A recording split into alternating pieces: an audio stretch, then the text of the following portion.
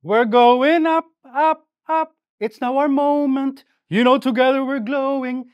Gonna be golden. Magandang araw po. Magkapit pandasal muna tayo. Ito po si Father Nono.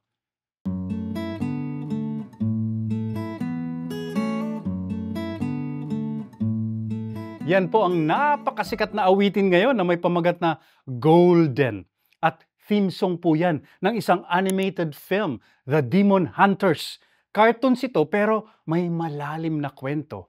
Meron daw 3 sikat na K-pop singers na sabay na mandirigma rin laban sa mga diablo at impakto. Magagaling sila subalit natuklasan nila na sila rin pala ay may tatak din ng diablo. O di ba parang yung original sin. Lahat tayo ay may bahid ng kasalanan, kasamaan. Naging krisis ito para sa kanila.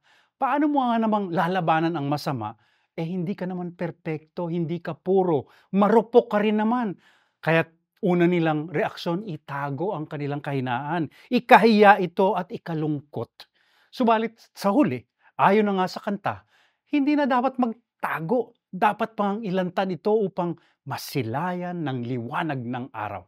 Sa huli, baka ang ating kahinaan ang susi sa ating tunay na pagkatao. At yan naman po ang tinuturo ng ating pananampalataya sa Ebanghelyo. Malapit na malapit si Jesus, mahal na mahal niya ang mga makasalanan.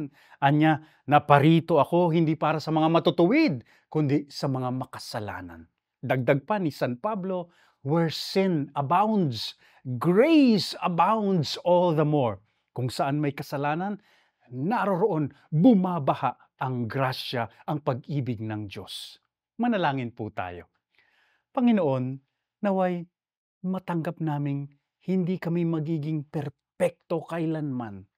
Gayunpaman, kami inyong lubos na tinatangi at minamahal. Amen.